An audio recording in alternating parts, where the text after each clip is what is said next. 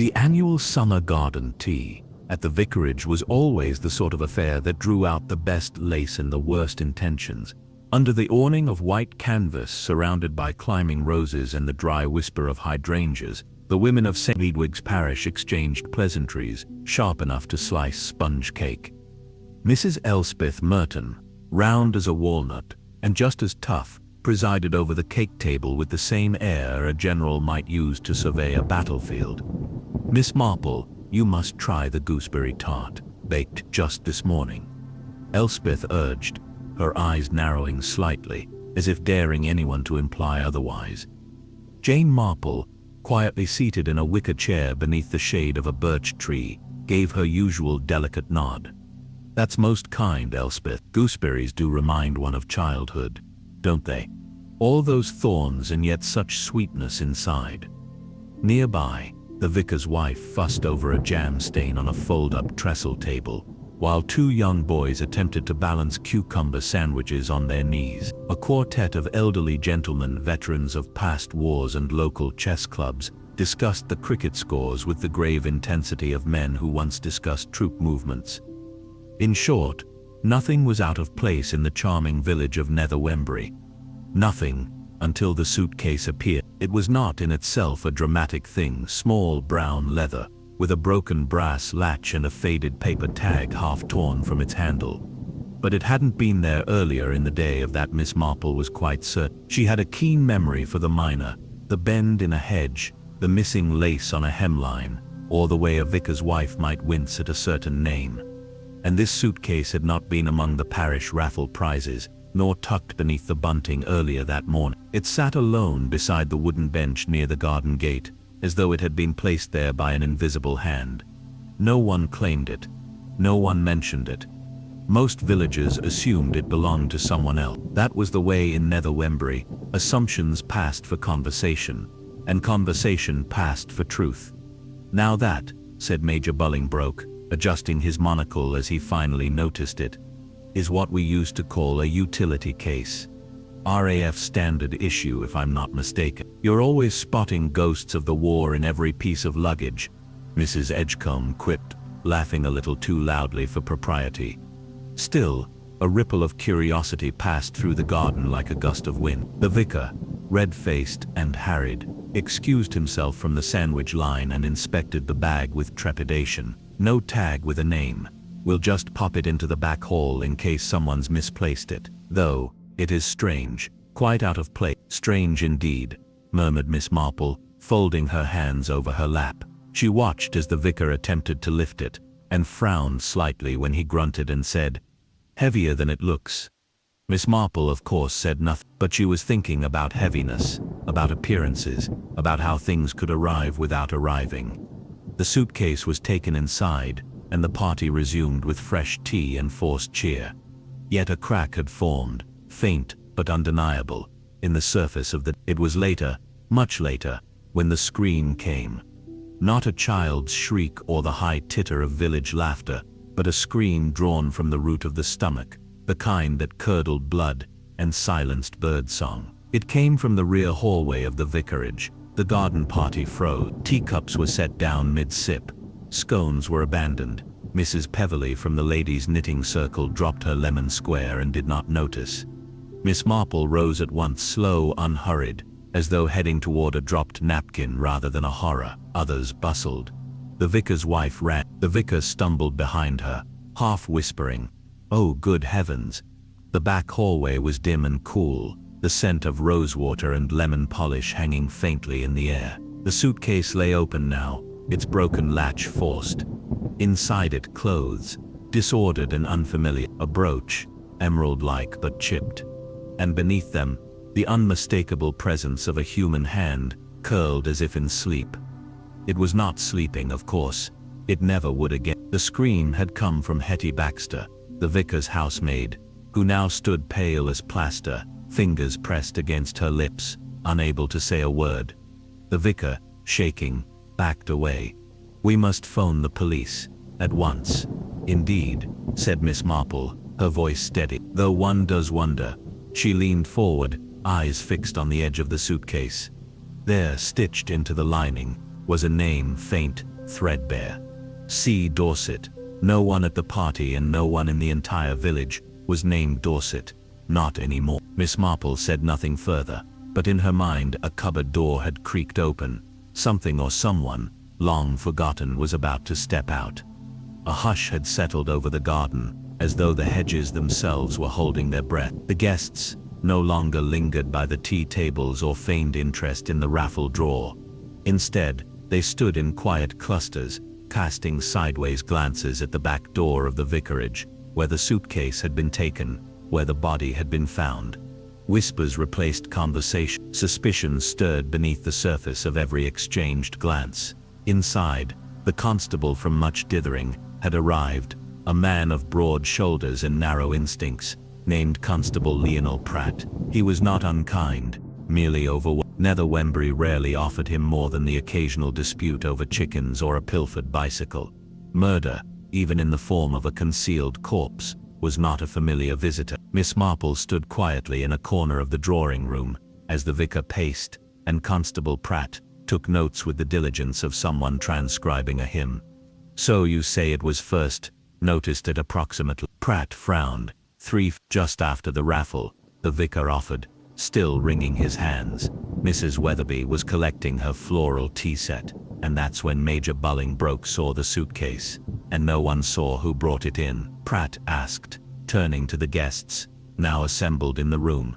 Miss Edgecombe, Major Bolingbroke, Elspeth Merton, and a few others who drifted inside under the pretext of helping, but mostly to hover near the edges of something dramatic. "No one," said the Major, "though it might have been there before, mind you. People walk in and out all the time, don't they?" "Perhaps," said Miss Marple gently, "but not without being seen. It's a garden party, not a railway platform." Pratt's pencil paused mid-note. "And you are Jane Marple," the vicar offered quickly. "A respected member of the parish. Knows everyone. Been part of the Ladies' Aid for well decades." "Pleased," Pratt murmured, still unsure whether to regard her as an asset or a complication. Miss Marple simply gave a pleasant smile, then asked quietly, "Might I see the contents of the suitcase again, just briefly?" Pratt hesitated, but the vicar nodded. "It's all still in the back room. We haven't touched anything since the body was discovered. Only moved Hetty to lie down. She was quite beside herself." They led her into the narrow hallway, where the suitcase lay like an intruder trying to shrink into the wallpaper. A faint coppery scent lingered in the air. Miss Marple leaned down carefully. The brooch had been placed beside the case, its green stone cracked through the center. She studied it without touching, eyes narrowing just slightly. "There are no initials on the clasp," she murmured. "But this setting, it's not cheap. Not real emerald, of course, but a good reproduction. Georgian style. Not something a servant would wear casually." Pratt scratched his head. "You think the dead woman was well off then?" "I think she was dressed to mislead," Miss Marple replied. "That brooch is a single statement piece. No earrings, no gloves, and the shoes, oh dear. Look here," she pointed gently. The shoes, barely visible beneath the haphazardly packed clothes, were worn in a most peculiar way. The soles were nearly smooth, but the heels untouched. She walked in flats all day, and slipped these on only occasionally, likely just for show. Pratt offered hopefully, possibly, or someone pretending not to belong, when in fact she did. There was a silence. Then the vicar cleared his throat. "Miss Marple, you said earlier the name inside the suitcase was C. Dorset. You seemed familiar." Miss Marple straightened. "There was a Clara Dorset who lived in Nether Wembury some 20 years ago. She was a housemaid for the Fairfax family before their estate was sold off. Tall, quick with her tongue, quite lovely in her way. Left suddenly. If I recall, something about a misunderstanding over a gentleman caller." Pratt perked up. "So you think this might be her?" "I think," Miss Marple said gently, "that the body is female, about the right age, and the suitcase is not new, but that's not enough to say who she is. We'll need to wait for confirmation." Still, the name had ignited something in the air. Clara Dorset. That was a name with a history in the village, a name not spoken much anymore, but remembered in the soft disapproval of elder matrons and the knowing smirks of older men. Word spread quickly, as it always did. By the time dusk fell, the entire village had made its way figuratively, if not literally, toward the threshold of the vicarage. Everyone had a theory. Theories were the most common crop in Nether Wembury. Some believed the woman had been smuggled in by a stranger. Others said she'd returned to claim an inheritance. Still more suggested darker things: espionage, blackmail, even cult activity. That last from young Mr. Harrow, who read too many penny thrillers. Miss Marple, however, sat quietly at her window that evening, tea cooling beside her, knitting untouched in her lap. Her thoughts were not on theories, but on details. The suitcase was worn but well stitched. The tag had been half torn, as though intentional. The body had been placed under the clothing, not jammed in, but almost laid carefully, as if with regret or reverence. She thought of Clara Dorset, that lively girl with cheekbones like sails and a voice that lilted when she lied. And she remembered how suddenly Clara had disappeared, not just gone from her position, but from the village itself. No forwarding address, no letters, not even a postcard. 20 years, she murmured to herself, and now she's come back in a case no one packed. At that moment a knock sounded at her door. She opened it to find Elspeth Merton, cheeks flushed with excitement. "You'll never believe it, Jane," she said breathlessly. "Young Cyril Manning." Yes, that Cyril swears he saw a man in a grey overcoat leave the garden just before the raffle draw. Said he thought it odd at the time but paid it no mind. Did he recognize the man? No, said he was just ordinary looking, middle-aged, but he's sure he wasn't from around here. Miss Marple's brow furrowed. And he said nothing until now. Well, boys are like that. Think it's nothing until someone else makes a fuss. She thanked Elspeth and closed the door, more thoughts blooming in her mind. A stranger, a name long buried, a suitcase that weighed more than it should. Miss Marple rose, moved to her bureau, and opened a small notebook she rarely used. Inside were pages marked with quiet observations, small scandals, forgotten quarrels, names that had passed through Nether Wembury like shadows. Clara Dorset was there, and next to her name, written in her own fine hand from long ago. Miss Marple had once jotted a line overheard in a conversation. "He promised me London. All I got was silence." Miss Marple tapped the pencil gently on the desk. "Someone broke a promise," she said softly, "and I dare say they're afraid that suitcase has begun to speak." She turned out the light. Tomorrow, she would visit the Fairfaxes, or rather what remained of them. Because every village secret began somewhere in the oldest house on the lane. The next morning brought a silvery mist that clung to the hedgerows like lace left out to dry. Miss Marple set out early, basket in hand, as if she were merely fetching preserves from the high street. She nodded to Gilly the postman, who tipped his cap with the solemnity of a man now delivering more gossip than letters. She walked not toward the grocer or the baker, but down Mill Hollow Lane, where the remains of the Fairfax estate stood behind a crumbling iron gate. Once the pride of the parish, Fairfax House now seemed to sag under the weight of its own forgotten stories. The gardens were overgrown, ivy strangled the stone walls, and the last of the family, George Fairfax, was said to live alone in the east wing with his dog, an aging spaniel named Rufus. Miss Marple had not seen George in some year. He had been away to the colonies at first, then returned after his brother's death. Rumor said he drank too much, spoke too little, and rarely came into the village except to collect post or gin. She knocked once on the side door, once more after a pause. Eventually it creaked open. George Fairfax, grey about the temples and with eyes that had once been quick and careless, now squinted suspiciously behind the door. "Miss Marple?" he asked, as though unsure she was real. "I thought I might trouble you for a moment," she said with a pleasant smile. "I know it's early, but there's been, well, quite a disturbance." He grunted and stepped back. "If it's about the suitcase, you're not the first." She blinked, very slightly. "Ah, so you've heard." He led her down a narrow corridor. The furniture was covered in sheets, and the smell of dampness clung to the walls. They settled in what had once been a morning room, the fireplace long gone cold. He offered no tea. "I don't know anything," George said, before she had even spoken. Miss Marple sat with her hands folded neatly. "I haven't asked a question yet." He exhaled, long and slow, then rubbed a spot on his knee as if remembering an old wound. "But you think it's Clara, don't you? The woman in the case?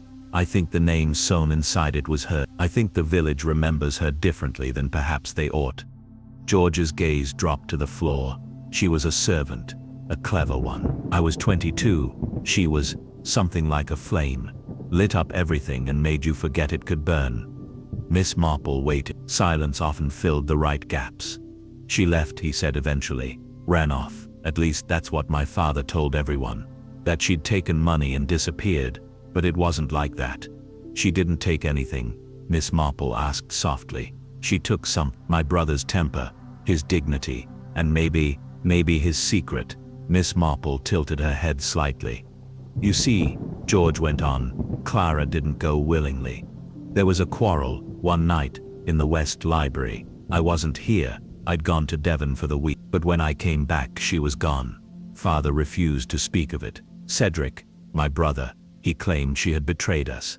But he had that look, the look you get when the lie is bigger than the truth.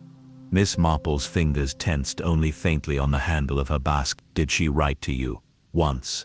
A month after. No return address. Just 2 lines. I was wrong, but I didn't deserve silence. He looked up then. Is it really her? I believe so, Miss Marple said gently.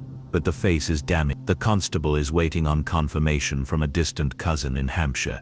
The police will ask more questions soon. George rubbed his temples. If my brother did something, your brother is gone, she said. But the truth may remain. Buried.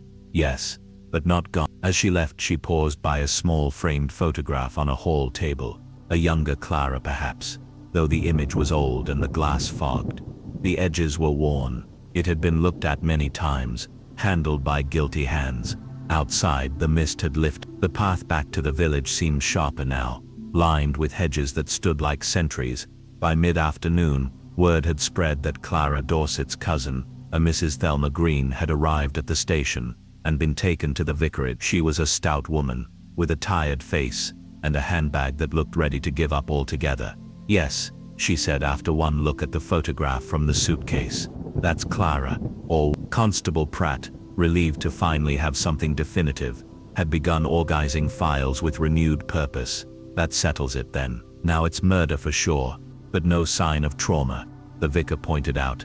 No blood, no bruising. Could it have been natural? Miss Marple said nothing. Not yet. She was waiting for the moment when the truth would begin to show itself, not in loud declarations, but in the subtle shifts of behavior. That evening she returned home to find a note slipped under her door. It was unsigned. She knew too much about the Fairfaxes. That's why she died. But she wasn't the only one who remembered. She read it 3 times, then tucked it into her sewing box. The next morning, Miss Marple did something very few would expect. She visited the vicar's wife and asked to help dust the parish records. They're in dreadful shape, the vicar's wife said apologetically. We've been meaning to organize them, but oh, it's no trouble, said Miss Marple. Sometimes the answers to present mysteries lie in past baptisms and bans. She worked through the shelves for over an hour, leafing through brittle pages until she found what she had hoped for. A listing from 1914, a baptism record. Clara Dorset, born illegitimate,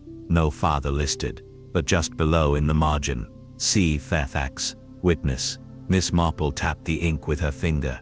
Not Cedric, she thought. Charles, the original patriarch. George and Cedric's father. And now the line on the suitcase tag made sense. Half torn. Yes, but what remained wasn't just C. Dorset. It could have been C. Dorset Fairfax. And someone had torn off the Fairfax to erase it, because Clara had come back to claim something, or confront someone. Not Cedric. He was dead.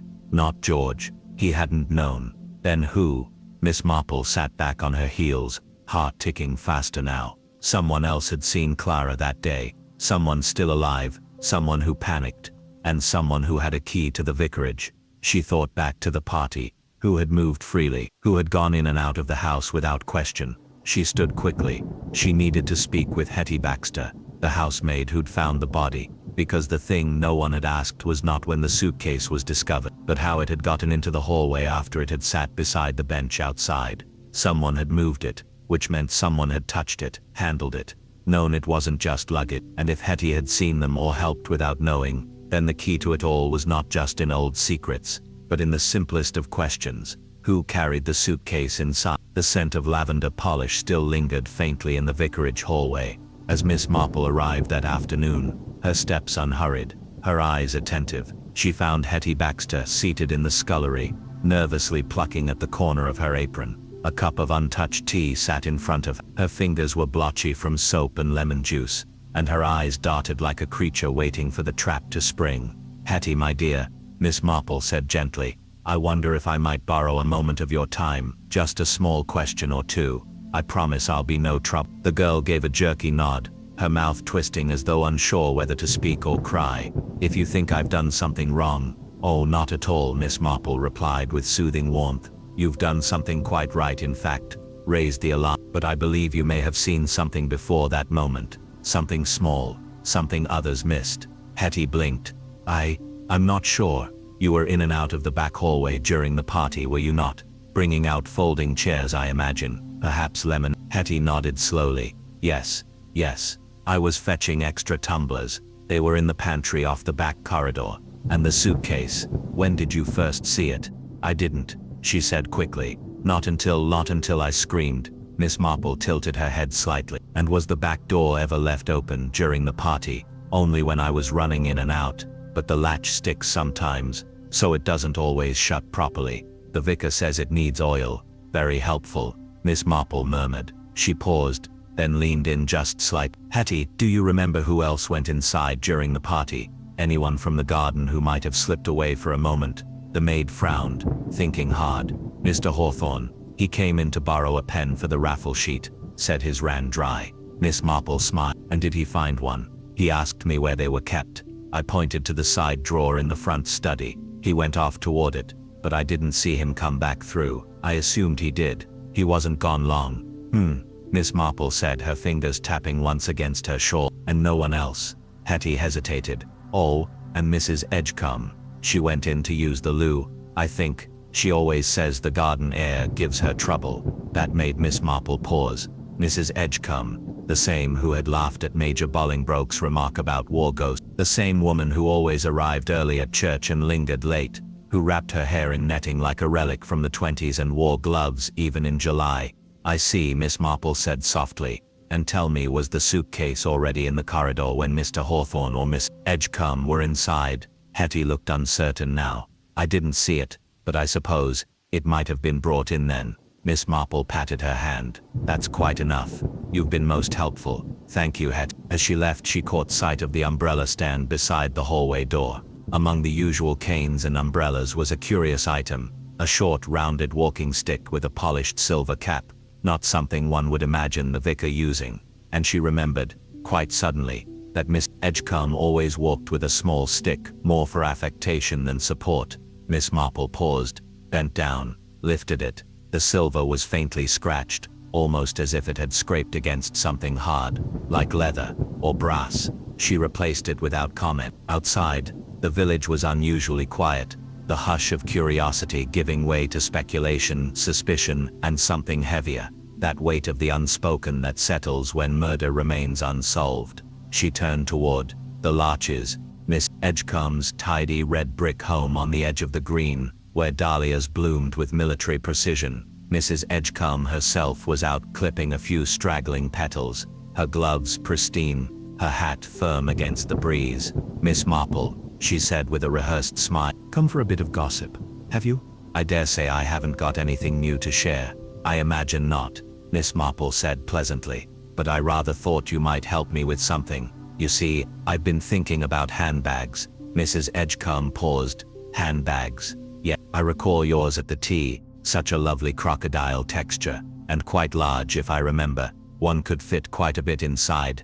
The older woman frowned. "Well, I suppose it's a practical size. Practical enough to fit a small brooch perhaps, or even a leather tag from a suitcase." There was the faintest flinch. "What are you suggesting?" "Nothing yet," Miss Marple said, voice calm. "Only that I wonder, were you the one who brought the case inside?" "I certainly not. But you passed through the hallway. Hetty saw you, and I recall now, your gloves were off when you returned to the party. You said it was the air, but I believe you were adjusting something, or hiding it." Mrs. Edgecombe's chin lifted. "I will not be accused of anything by you, Jane Marple. I've been a member of this community for 30 years. "Yes," Miss Marple said softly, "and so was Clara Dorset. Only, she wasn't allowed to stay. Someone forced her out, perhaps not you directly, but you knew, and I believe when you saw that suitcase, you recognized, perhaps you helped someone once, long ago, covered for them, and when Clara returned, you feared what would surface, so you moved the case indoors, not knowing perhaps that the body was inside. Mrs. Edgecombe paled. I thought she was bluffing. I didn't kill her. I didn't want scandal. Miss Marple's eyes narrowed, sorrow blooming in them. Then tell me, who was it? Who was she bluffing? Who did she come to confront? The silence stretched long and tight. Then almost a whisper. Cedric.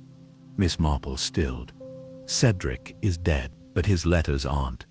Mrs. Edgecombe murmured. She had them. He wrote to her after she left. Desperate letters, promising money, promising marriage. She kept them. I think she meant to use them. To claim something. She said he fathered a child. The woman whispered that she'd lost it years ago, and that the Fairfaxes owed her justice. Miss Marple nodded slowly. And did you see the letters? She showed me one. Just one. That's why I panicked. I thought if others saw it, there'd be questions. The Fairfaxes are nearly gone now, but their reputation still means something to the village. George, he's decent. Why stir up the past? Because the past has already stirred. Miss Marple said gently. Clara is dead. She did not die by her own hand. And you, Mrs. Edgecombe, you may not have killed her, but you helped bury the truth. Mrs. Edgecombe sagged. Then you must do what you must.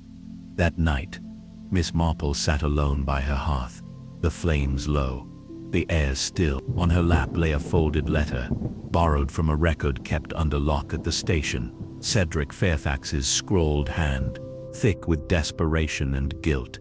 She read it twice. Then she placed it carefully in her notebook beside Clara's baptism record. Somewhere in the village, the true killer still walked free.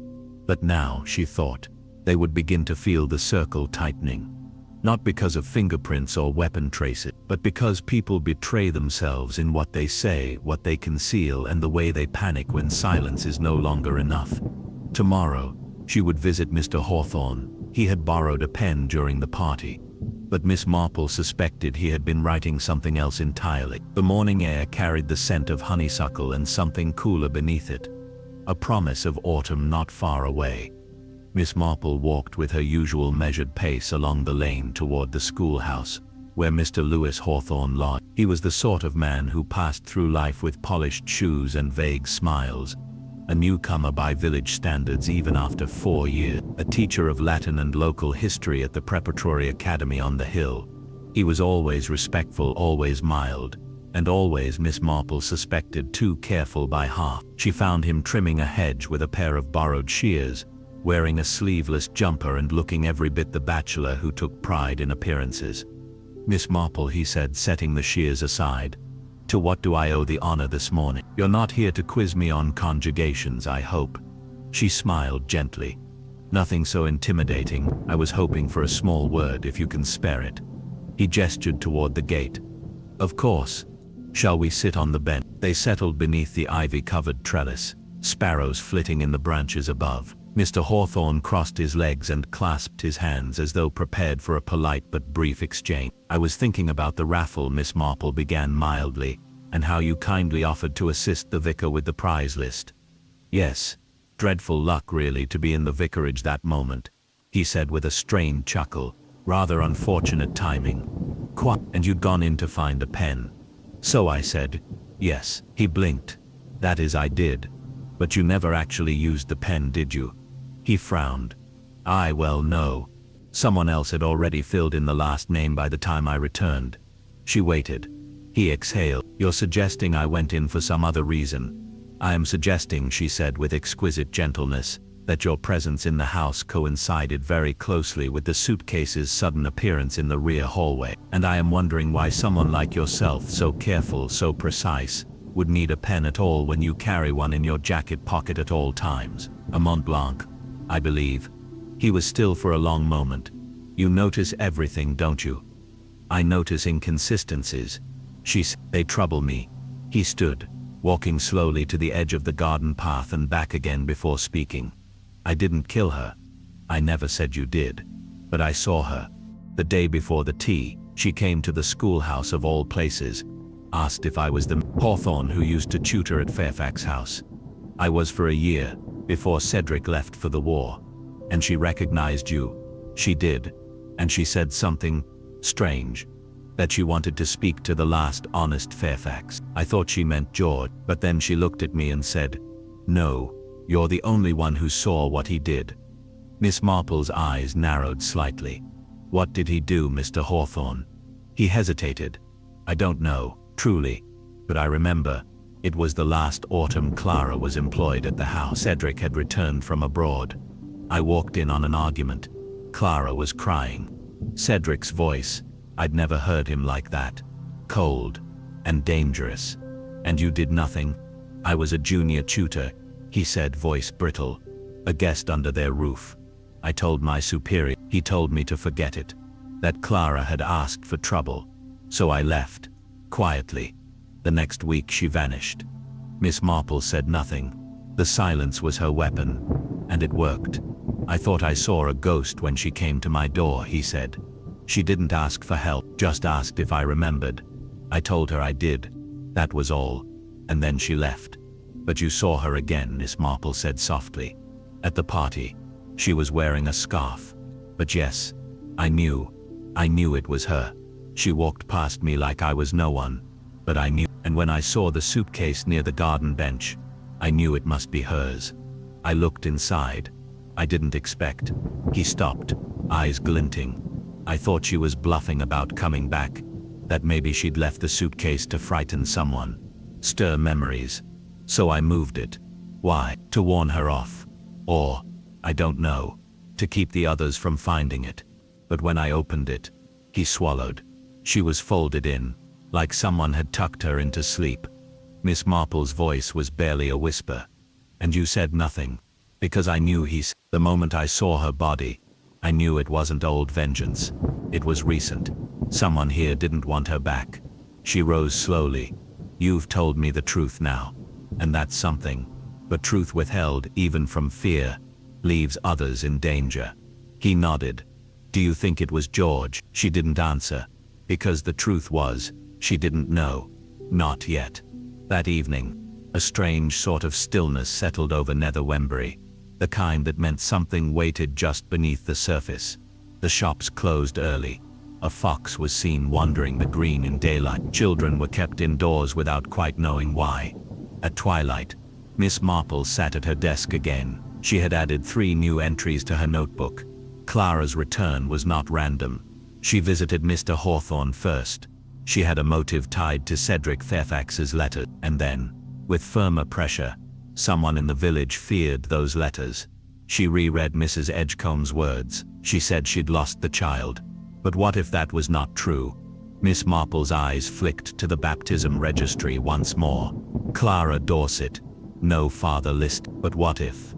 She stood, walked to her bookshelf, pulled down an old register from the Women's Guild.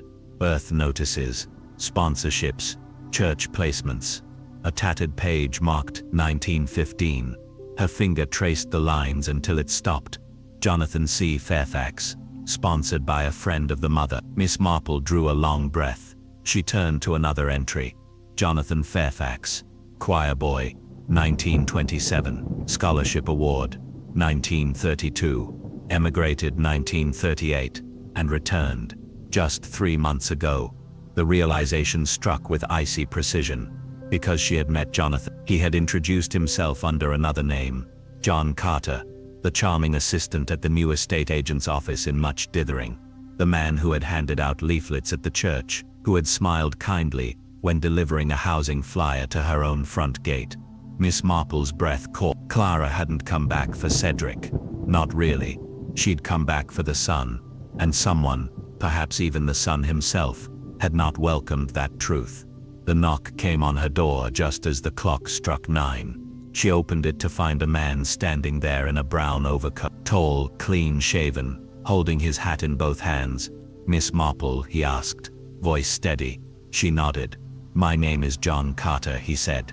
but it wasn't always. She stepped back, letting the door open just enough. "I think," he said, eyes shadowed, "we need to talk about Clara Dorset." The lamplight was low, casting a golden glow across the floral wallpaper and lace-draped sideboard. He took a seat where countless village visitors had sat before him, the left armchair beneath the framed watercolor of St. Hedwig's bell tower, and placed his hat carefully in his lap. "I never meant to deceive anyone," he began, his voice quiet and even, but with a tautness beneath it, like a rope pulled too tightly around the truth. "I didn't come to Nether Wembury with bad intention." Miss Marple poured tea without speaking, the gentle clink of porcelain the only sound between them for a moment. She offered him a cup which he accepted with a murmured thank you.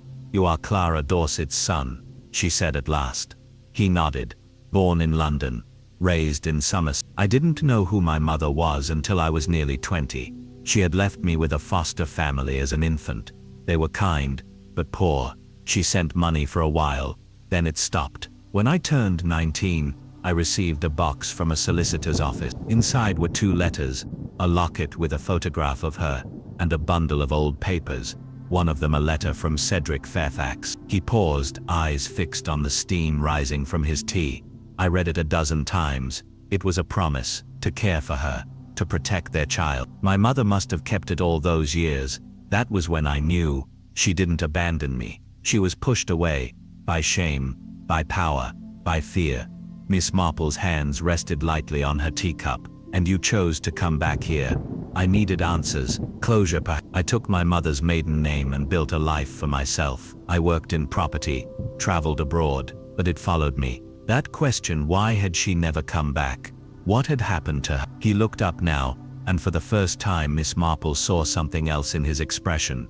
Not just sadness, but a slow burning rage. "She found me," he said, 3 weeks ago, showed up at my office in much dithering. She didn't say who she was at first, just asked if I believed in blood ties." Miss Marple didn't interrupt. "She told me she was my mother, and I believed her. She had the locket, the letter, her eyes were mine, but it wasn't the reunion she wanted. She was angry, not just at what had been done to her, but what I had become." "You mean, hiding your name?" She said I was ashamed of her, that I'd buried her, like the Fairfaxes had. I tried to explain I only used Carter for privacy, to start anew, but she didn't listen. She told me she was going to expose the whole story, publish the letter, tell the village. She said she'd make them remember her properly, and she was going to do it at the tea. Miss Marple's eyes flicked to the hearth. The flame had dropped low. "She brought the suitcase," she said softly. He nodded. "She said it was symbolic, that inside were all the things she wasn't allowed to carry the first time she left. Truth, proof, and pain." Miss Marple looked back at him, her voice barely audible. "And then she died. I didn't kill her," he said immediately, leaning forward.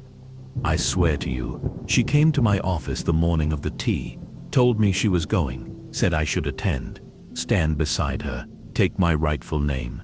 I refused. Told her it was the wrong way, that it would only hurt people. She called me a coward." His hands clenched the hat in his lap. "That was the last time I saw her. I thought she was bluffing. When I heard the news later, I didn't know what to do. So you said nothing." "I panicked," he admitted. "I didn't move the suitcase. I didn't see it. I only heard from the others what had been found. And then the police came. And I thought, if I told the truth, they'd think I'd killed her." Miss Marple studied him carefully. "Why come forward now?" "Because you already knew," he said. "The moment you looked at me on the green last Sunday, I felt it. You knew who I was, or at least suspected, and because she deserves the truth. Even now." Miss Marple rose and paced slowly to the window. Outside, the moonlight lay thin across the garden path. She came back to find her place in the world again. She said quietly, "To give you your name back." But perhaps she also returned with too much pain. He stood too, his voice steady now. "Do you think it was George?" "I don't know," she replied, "but I suspect someone else knew of her visit to you, someone who feared what she might reveal." There was a silence between them. Then she turned back to him. "There's something odd," she said, "a detail that's lingered in my mind. The brooch. He frowned. It was placed on top of her clothing in the suitcase, she explained. Not worn, not pinned to her coat, as though someone had removed it and laid it there afterward, which means whoever placed her in the suitcase wasn't trying to hide her. They were memorializing her. He swallowed. Then it wasn't rage. No, Miss Marple said. It was fear and guilt. Someone who knew her, knew what she had suffered. Perhaps even someone who once loved her. A quiet knock came at the door. Miss Marple paused, then crossed the room to open it. Constable Pratt stood outside, cap in hand, his face grave. "Evening, Miss Marple. Sorry to intrude." "Not at all," she said. "Do come in." He stepped over the threshold, gave John Carter a polite but wary nod, then turned to her. "I've just come from the station," he said. "There's been a confession." Miss Marple's expression didn't shift. "Who?" "George Fairfax," Pratt said, with a sigh. "Walked into the constable's office, not an hour ago. Said he was tired of living with ghosts. Said he killed Clara Dorset." John Carter stiffened. "That can't be right." Pratt looked at them both. "Said he invited her to the estate the night before the tea. That she threatened to go public with the letters. Said he tried to reason with her. That she slipped, hit her head. That he panicked." Miss Marple's brow furrowed, and yet, no signs of injury were found on her head. No bruising, no blood. Pratt shifted awkwardly. He said it was clean. She struck the edge of the hearth. "But you're right, doesn't quite match the doctor's findings." "Because he's lying," Miss Marple said, almost to herself. "Not about her death. Perhaps that part is true, but not about how, or why." John stepped forward. "Why would he confess if he didn't do it?" Miss Marple's voice was low. "Because he believes he failed her, that his family failed her. He knew she died in his house, whether by accident or design. He may even believe it was his fault, simply for letting her back in." Pratt looked confused. "Then who?"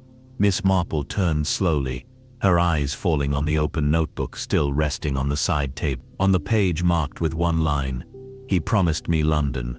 All I got was silence." She closed the book. "I need to see George," she said firmly. "Tonight?" Pratt nodded, uncertain but obedient. "He's still in the holding room. I can take you now." Miss Marple turned to John. "Stay here," she said. "This next part must be done gently. The truth often is." He opened his mouth as if to protest, but then nodded. Outside, the stars had begun to pierce the sky. As Miss Marple stepped into the night, her mind circled back, not to the suitcase, or the letters, or the old family scandal, but to the look on Clara Dorset's face in that photograph. She had not returned to expose someone. She had returned to forgive someone, and someone had not let her. The station was quiet at that hour, its walls thick with the kind of stillness only found in places built for waiting. A single lamp buzzed softly above the holding room door, casting a dull yellow halo over the scuffed linoleum. Constable Pratt walked ahead, shoulders stiff with the weight of what he believed was a confession. Miss Marple followed silently, her footsteps careful, her eyes scanning not just the corridor, but the faint tremble in the constable's fingers as he unlocked the door. Inside sat George Fairfax, no longer the proud man of a fading estate, but something far more fragile, a man at war with his own conscience. His jacket had been removed, sleeves rolled, a thin sheen of sweat on his temples. He looked up when Miss Marple entered, then away just as quickly. "I suppose you're here to hear it from me," he muttered. "No," she said gently. "I'm here to ask why you're taking the blame for something you didn't do." He said nothing, just stared at the wall. Then, with a bitter chuckle, "You always were too clever for this village." Miss Marple sat across from him, not imposing, not judging, simply present, as she had always been, quietly watching the patterns people made when they thought no one was paying attention. "I believe you found her," she said softly. "Perhaps she had come to you first, or perhaps she came after speaking with John." His eyes flicked to hers. That was all the confirmation she needed. "She wanted to explain," Miss Marple continued, "not accuse. She wanted to offer you something painful, but healing. She wanted to let go." "She said she forgave me," George whispered. His voice hollow. She said it just like that. As if those words could fix what we did, what my father did, what Cedric did, what I didn't stop. Miss Marple let the silence breathe. Then, what happened that night, George? She came to the study, the same room where my brother had humiliated her, driven her out like a thief. She laid the letters on the desk, not to threaten, but to show what had been promised and broken. I couldn't bear it. He rubbed his eyes with the heel of one hand. I told her not to go to the tea, not to stir things up again. I begged her, and she laughed, not cruelly, but kindly, said she would go, said she wanted to be seen, not as a scandal, as a person. He swallowed hard. She stood up to leave, and then, she stumbled, just slipped on the corner rug, hit the corner of the cabinet. Miss Marple's brow furrowed. There was no wound consistent with a blow to the head. George, the medical report found nothing of that kind. I thought she was just unconscious at first. I tried to rouse, but then I saw. His voice caught. Her lips were blue. I tried. God, I tried, but I was too late. He leaned forward, hands clasped tightly. I panicked. I didn't want the village to know she had died in my house, that she'd returned after all this time and I'd let her die here. I wrapped her in the coat she brought, packed her things around her, put the brooch on top. She always wore it as a kind of shield, you see. He looked up now, eyes dull with grief, and I left the suitcase near the garden fence. I thought someone would find, that it would begin its own story. You didn't kill her, Miss Marple said, her voice even, but you buried the truth. And then, when the whispers began, when people speculated, you saw the old patterns forming, villagers casting suspicion on the wrong people, Clara being erased again. He nodded. So you took the blame, she said softly. I thought it would end it, he whispered, but it hasn't, because someone else was in that room after you, someone who opened the suitcase again, someone who moved it into the hallway, someone who had something to lose if Clara Dorset's story ever came out. George stiffened. Miss Marple continued, her words like silk over steel. Mrs. Edgecombe admitted to moving the suitcase. Yes, but she didn't open it. She didn't know Clara was dead until she found out with the rest. No, the person who opened the suitcase was someone who recognized the brooch, who knew exactly what it meant. George's eyes met hers. She gave that brooch away once, he said slowly. Not many people know that. She gave it to Cedric, said he should give it to someone he truly cared for. Did he? Miss Marple asked. He gave it to his wife, George whispered. And where is she now? Gone. Left him just before the scandal broke. Said she couldn't stand the house anymore, but not before giving the brooch back. Miss Marple nodded. Then there's only one person it could have gone to after that. George's breath caught.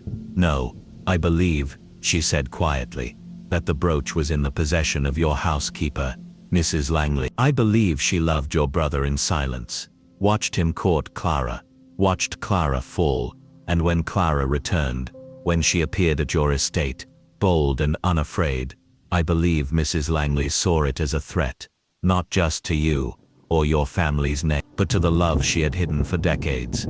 No, George said again, but his voice had softened, not disbelief, grief. She was seen, Miss Marple said, by a gardener's boy, slipping back into the house well after the lights had gone out. Said she'd left a basket behind, but no one saw a basket, and the boy remembered her dress, dark green with a silver pin. George bowed his head into his hands. She's been with us since I was 10, raised us, after our mother died.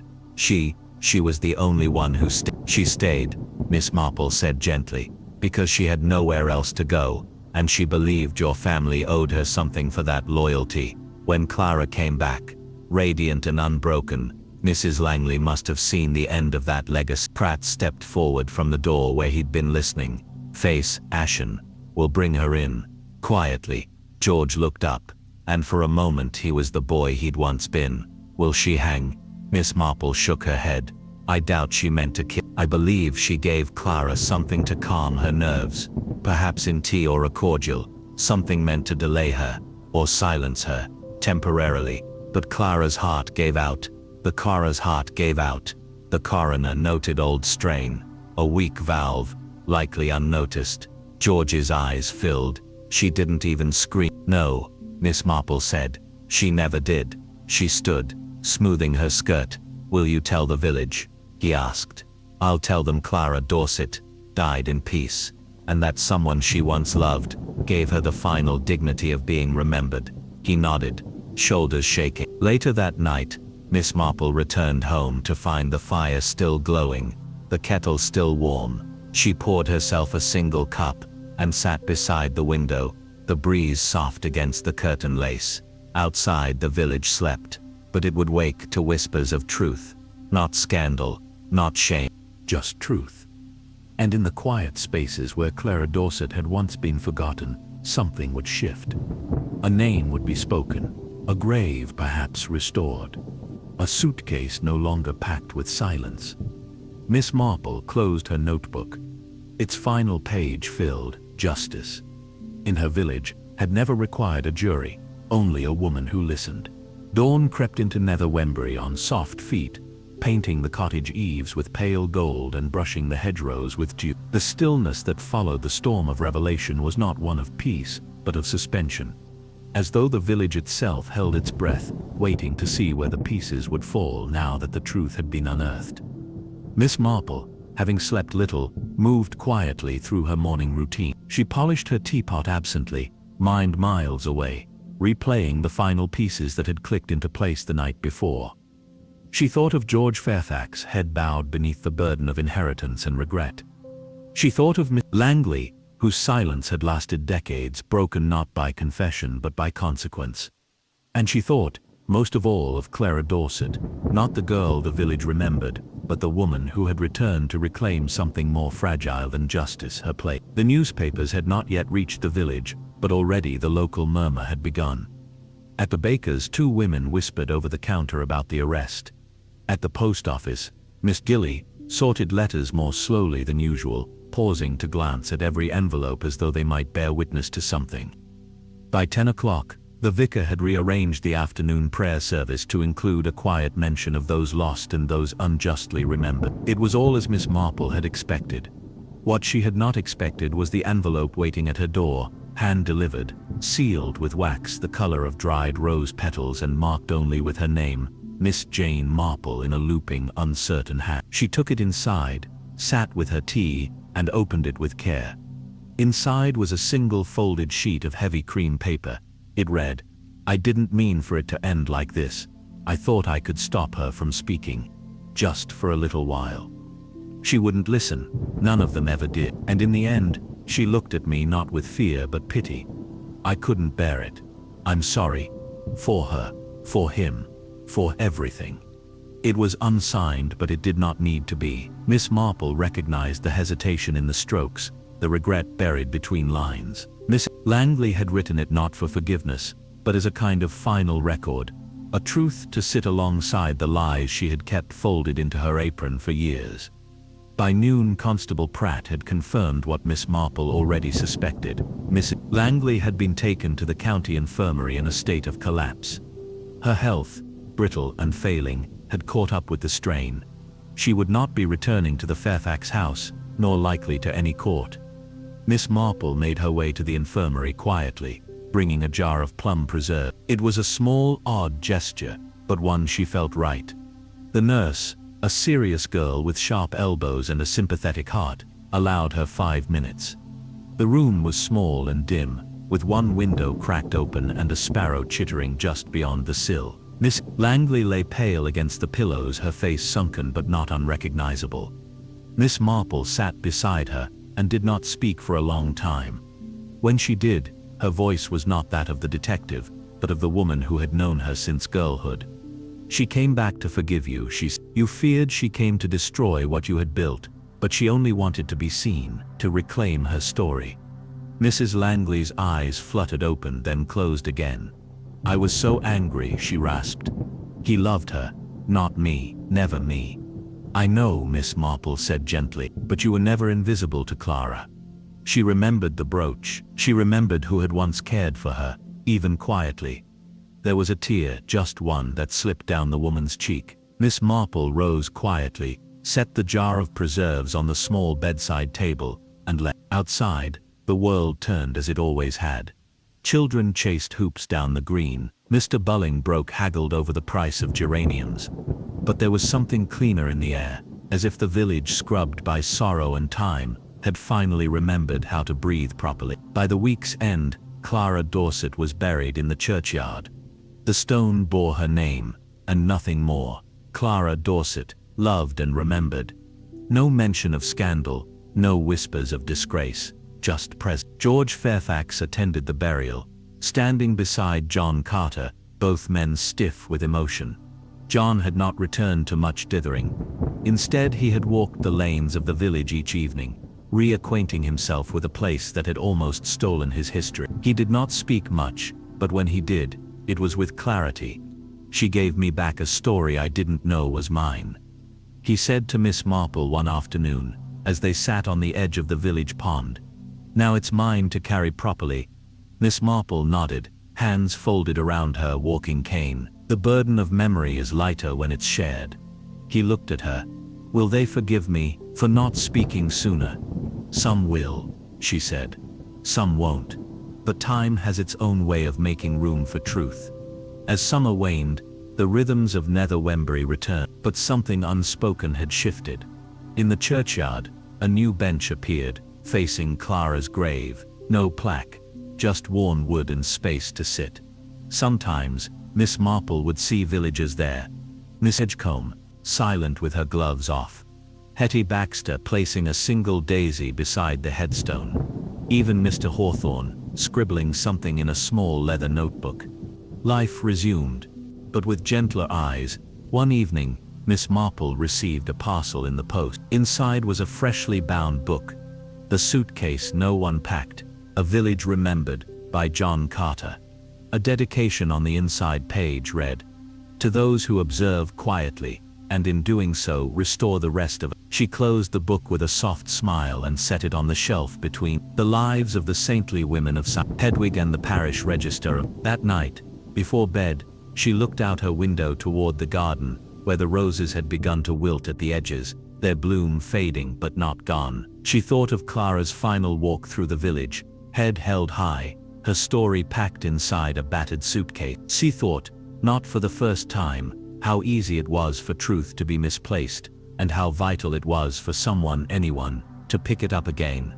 In Nether Wembury, stories had a way of lingering, but now, at least one had found its way home. The days lengthened, as they always did in late summer, but now there was a quietness beneath the rhythm of village life. It wasn't sorrow anymore, at least not the kind that lingered like fog, but a humbler sort of stillness, the kind that follows when something painful has been named out loud, and no longer has to knock at the door. Miss Marple moved through those days with the grace of someone who understood the deep patterns of people, the way they drew in, the way they recovered, and the way they tried in their own imperfect ways to make peace. She found herself attending more to the garden than usual, trimming the browning rose heads, and encouraging the climbing ivy along the low stone wall. From time to time someone would stop by the gate, not to ask questions anymore, but simply to sit, to bring her scone, or just to say, "You were right," with no need for elaboration.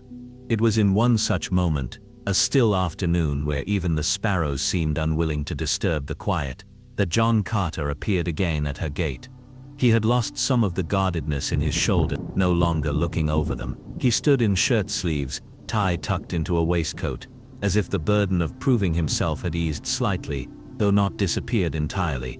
"I've come to say goodbye," he said as she poured the tea. "Oh?" she replied, her tone neutral but not cold. He nodded. "The property firm offered me a post in Cornwall, smaller village, coastal work. The sort of place that doesn't know my mother's name." Miss Marple sipped. "And you prefer it that way?" His jaw worked quietly, then relaxed. "I'm not sure what I prefer yet, but I'd like to find out without being watched." She didn't argue. People carried their pasts like suitcases, whether they packed them themselves or not. Sometimes the wisest thing was to carry them a bit farther, until they felt lighter. "I left a letter with the vicar," he added, "for Mrs. Langley, in case she wakes again." "She may," Miss Marple said gently. "She's a strong one, but even if she doesn't, the gesture matters." He looked up sharply. I don't hate her, you know. I did for a moment, for what she took from me. But I think she thought she was protecting something, a family, a legacy.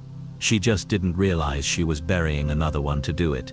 She realized it in the end, Miss Marple said, her eyes soft. That was what the letter meant. He nodded once, then stood, lingering. Do you think she regretted it? He asked quietly. All those years, Miss Marple didn't answer immediately. Her hands moved to fold a cloth napkin, slowly, deliberately. I think she feared what Clara represented, a memory that refused to die quietly. But I also think she loved you in her way, enough to hide you from that memory, enough to be the one who stayed. Sometimes love wears very poor disguises. John gave a quiet, humorless smile. Then I suppose I've got a talent for seeing through them now. When he left, it was without fanfare, just the soft click of the gate, the crunch of gravel, and the shape of a man who had finally turned toward his own story. But the village, like all places with long memories, was not done unfolding. The vicar appeared the next day, fussing nervously with his hat. There's something you ought to see, he said as Miss Marple offered him a slice of seed cake. It's about the donation register. She raised an eyebrow, curious. The donation register was hardly the source of local scandal, unless someone had managed to embezzle jam jars or hymnals. He handed her a folded slip of paper, aged and brittle. Found it behind the cabinet when we moved it back after the tea, he explained. Slipped down the back, must have been there for years. Miss Marple unfolded it carefully. It was written in looping ink, barely legible. Donation to the Ladies' Shelter Fund, 1950. From Miss C.D., for a safe roof and a fair beginning. She stared at the initials for a long moment. Clara, she murmured. She didn't vanish without a trace. She left something behind, a kindness. The vicar nodded. It would seem so. There's more. The register shows a second donation, years later, 1921, anonymously, but the handwriting matches. Same phrase, a fair beginning. Miss Marple exhaled.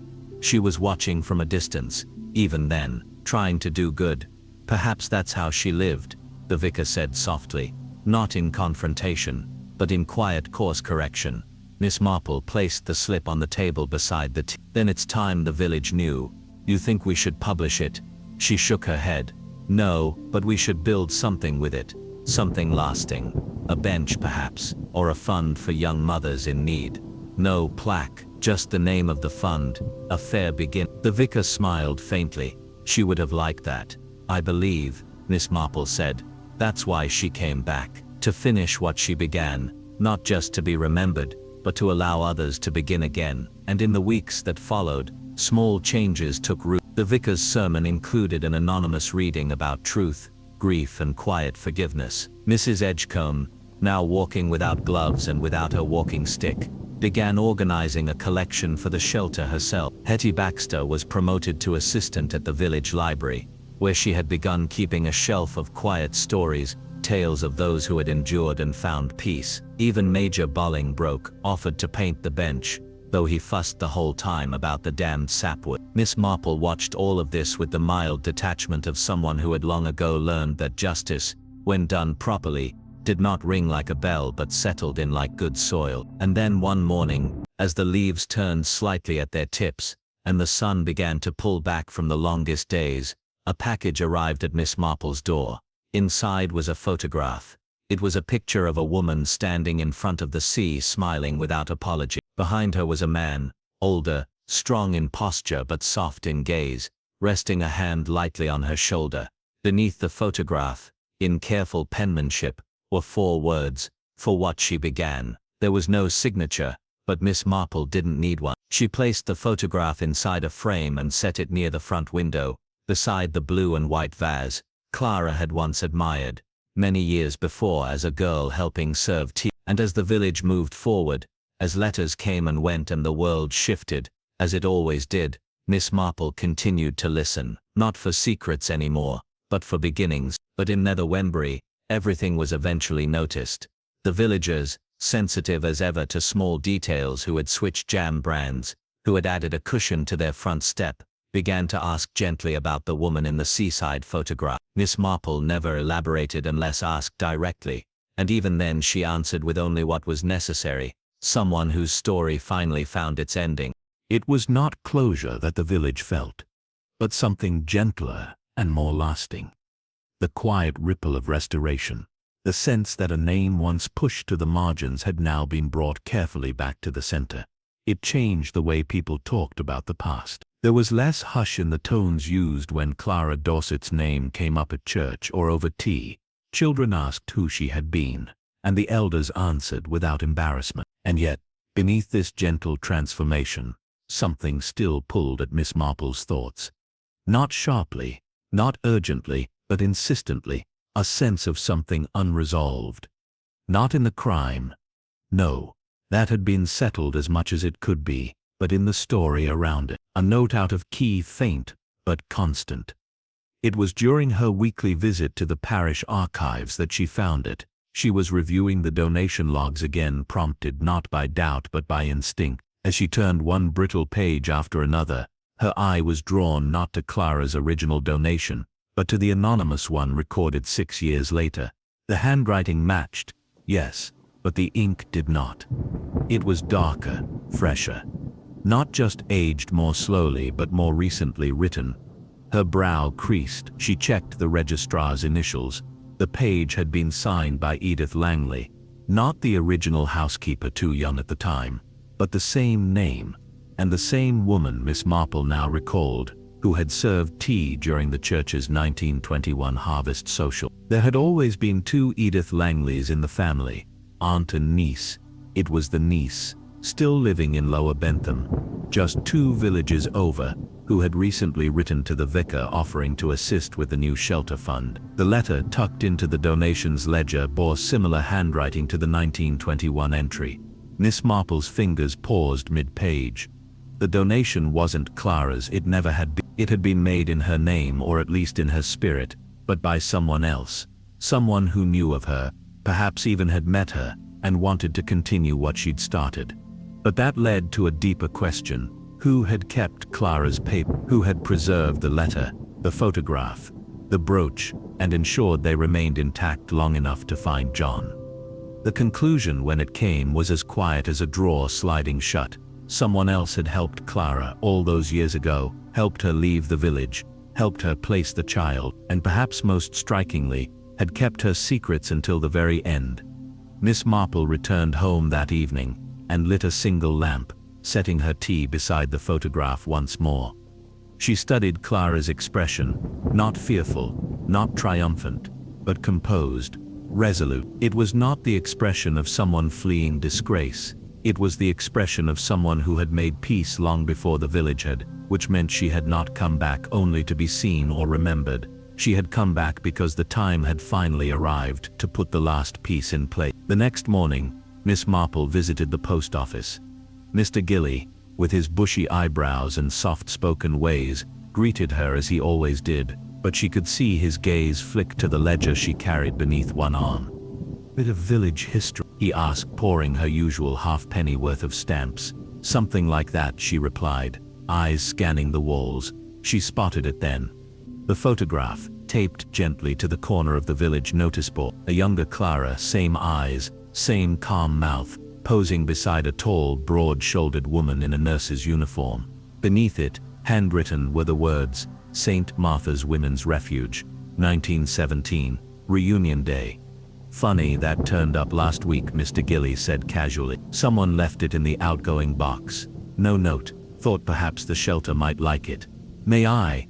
"Of course." She took it home, sat it beside the seaside photograph, and stared at the 2 images, decades apart, but linked by posture, by gaze, by unbroken threads of dignity. The woman beside Clara in the older photo was unmistakable once you knew where to look. Mildred Ashcombe, former nurse, former matron, formerly of St. Martha's, now retired, living in the almshouse on the edge of Nether Wembury, nearly blind, seldom visited. Miss Marple put on her shawl. She found Mildred sitting on the back step of the almshouse, feeding crumbs to a crow. Her hair was thin and wisping.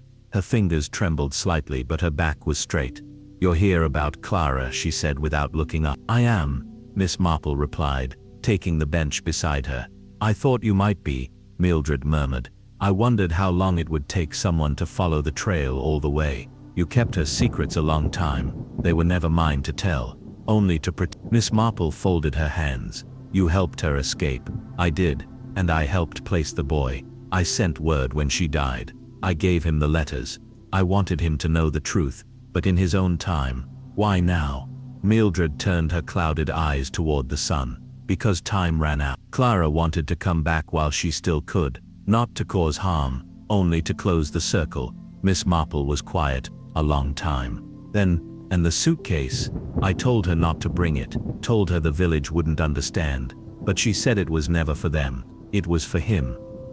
And for the man she once loved, George. She forgave them both, Mildred said. Truly, but she wanted to do it standing in her own shoes, not from a distance. Miss Marple touched her sleeve gently. Thank you. Mildred nodded once. It was never about the scandal. It was about being whole, even just for one moment. When Miss Marple returned home, she set the new photograph beside the others. 3 women now, Clara, Mildred, and the unknown daughter of quiet revolutions, the next to carry the memory forward. The village had already begun preparing for the harvest festival. Tables were being repainted, bunting sorted. The committee had asked Miss Marple to judge the preserves as she had every year. She agreed, but this year she also suggested something else. A small table at the corner of the hall, a single case, inside the brooch, the photograph, a clipped church bulletin, and a line of calligraphy in gentle ink. Some suitcases carry more than clothes.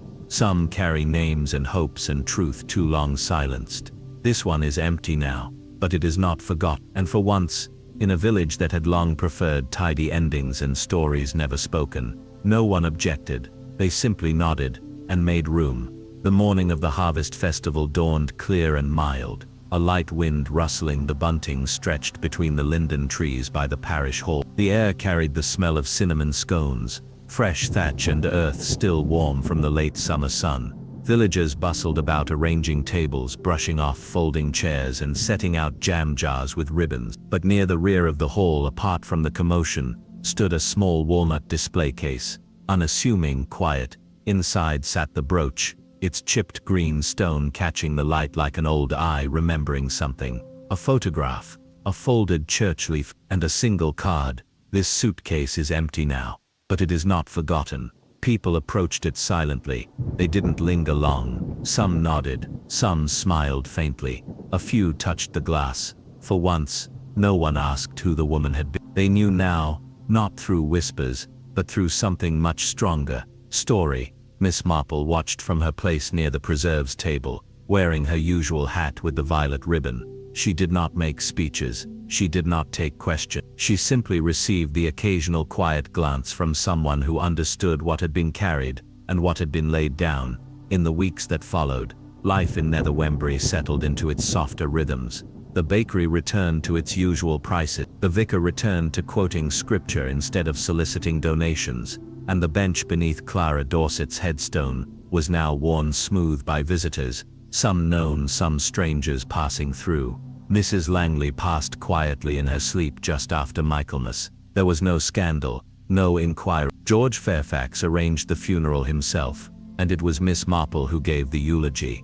She made a mistake, she said plainly to the few gathered, but she also raised a generation, and though she feared the truth, she never stopped loving what it would have cost to protect. No one argued. John Carter sent postcards from Cornwall. One showed a coastline cliff, another a row of daffodils behind a cottage window. In one he wrote, "I'm learning to tell the story gently now, not to forget, but to walk beside." As for Miss Marple, she returned to her books, her garden and her visits to the church archive. She never sought out mystery, but when it came she received it like an old guest, with tea, patience, and sharp eyes that saw beneath people's words to what they really meant. And perhaps that was why the final truth had come to her not in a letter, not in a case file, but in the shape of something smaller, a handkerchief, pressed between the pages of a borrowed church registry, with a single stitched initial in one corner, J. She remembered it immediately. The handkerchief Clara had always carried as a girl, embroidered when she was 14, when she'd first begun work at Fairfax House. But it was not the initial that caught Miss Marple's attention. It was the scent, faint but familiar, lavender, rosemary, and a trace of laudanum. That single discovery confirmed the last remaining thread. Clara Dorset had died, not from a fall, not from grief, but from a substance meant to calm, not to kill, administered perhaps with concern, perhaps in desperation, but all the same fatal to a heart weakened by years of strain. It had not been Mrs. Langley who gave it to her, nor George. Miss Marple sat for a long time that evening in the fading light, the handkerchief folded carefully beside her, as the slow pieces of the puzzle clicked into final place. Clara had taken the laudanum herself, but to steady herself for what she thought would be a final reckoning. It was likely something she'd carried with her, always, not as an escape, but as an old comfort. She'd taken just enough to dull the nerves, just enough to carry the weight of facing a village that once turned its back. But the suitcase was too heavy, the years too many, the heart too tired. She had packed herself with dignity, folded memories beside mended clothes, set the brooch atop not out of vanity, but as a sign, a symbol. She had come to lay her truth down, and in doing so lay herself to rest. That was the final answer. Not murder, not revenge. Choice, a story told in full. Later that week, Miss Marple placed the handkerchief into the display case, beside the brooch. She did not label it, she did not announce it, but she knew that someone, someday, would wonder about the faint lavender scent, and if they asked, someone else in the village might say, "She came home." That's all, and that in the end, was the mystery. Not how she died, but how she endured, and how, through silence and witness, a village remembered her rightly, not as a scandal, but as a woman who had packed more than pain into her suitcase. She had packed the truth, and Miss Marple had simply unpacked it, quietly, completely, and with that, the story was closed.